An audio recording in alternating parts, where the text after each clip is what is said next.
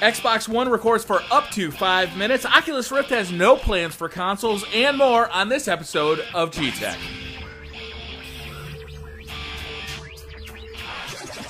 What's up, guys? BriarRabbit here, and today I have a ton to talk about, so I'm going to just jump right into it. Last week I made a video about HDCP and whether or not it would be on the Xbox One. Well, it was on the Xbox 360 and it will definitely be on the Xbox One, but what I was concerned about is if it would be on the gameplay. So the way it currently works with the Xbox 360 is that you can record gameplay over HDMI, but you can't record video. You can't record DVDs, or I don't think you can record like Hulu Plus or whatever's coming out in video form over that HDMI. The HDCP is a copy protection that keeps you from copying that video. So using an external capture card like the Elgato, you cannot copy that. But you can with games because they bypass the HDCP for gaming.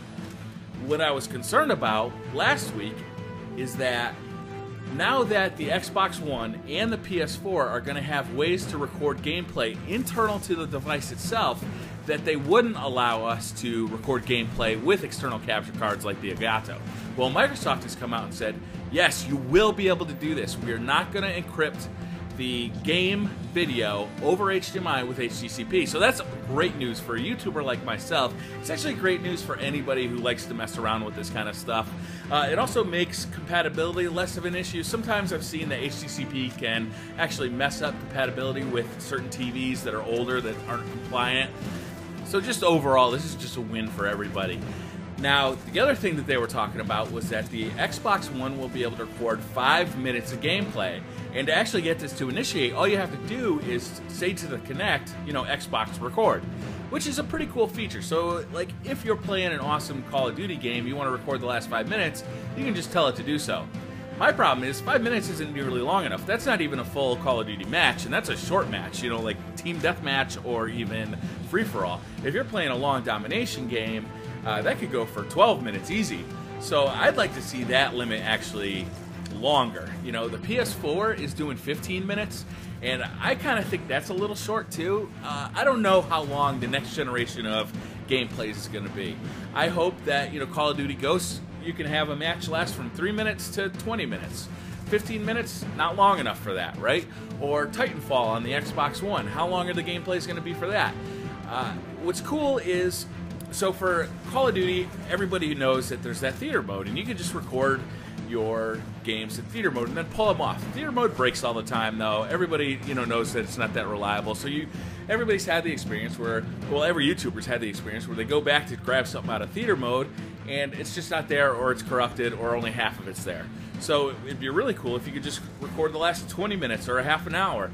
This is really, I would imagine, only down to hard drive space, so there shouldn't really be any theoretical limit as to how long you can record. So hopefully they'll adjust this in software and give us a little bit longer, because that would just be easier. Now, before I get too far off topic, I did want to come back to the HDCP thing again. Now, as I said before, HDCP prevents you from recording off of HDMI. And the PS3 had it, and they had it for gameplay. And I'm really hoping that Sony has learned their lesson from that, and on the PS4 will allow us to record gameplay with an external capture device.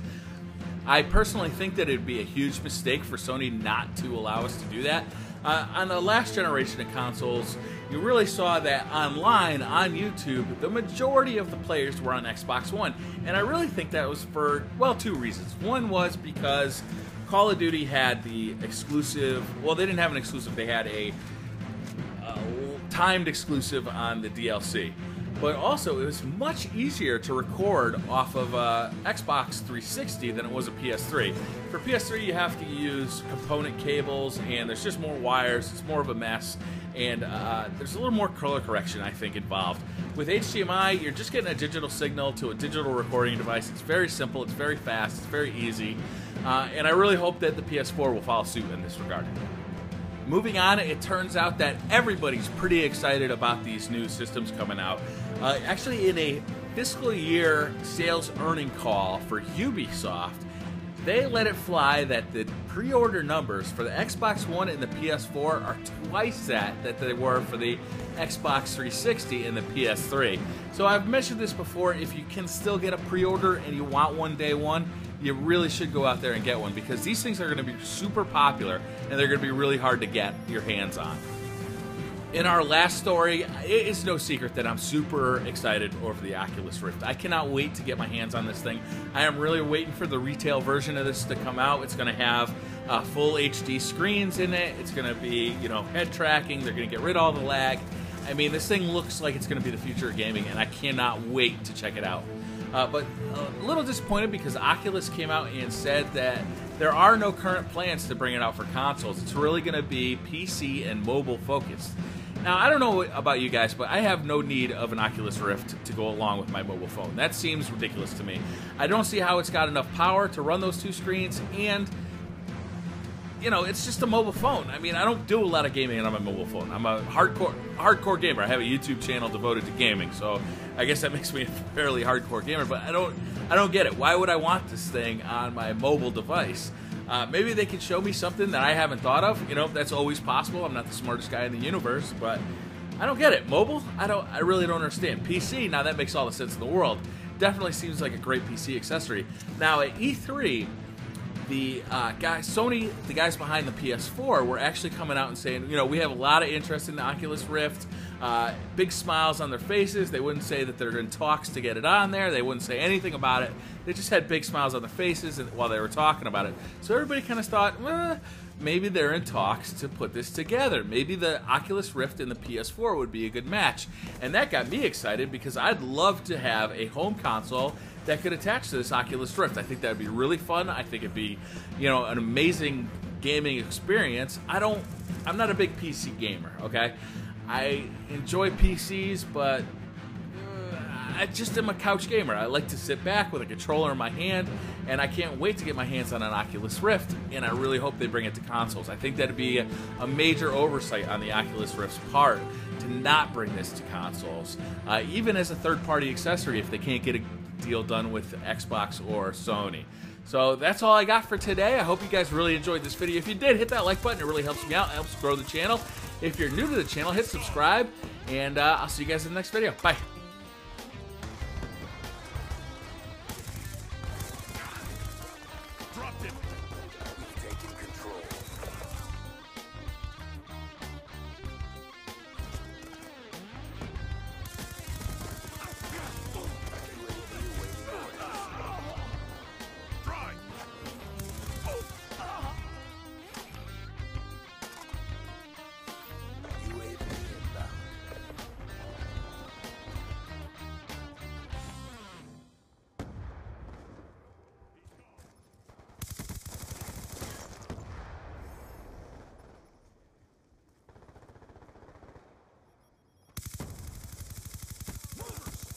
Lightning strike awaiting coordinates.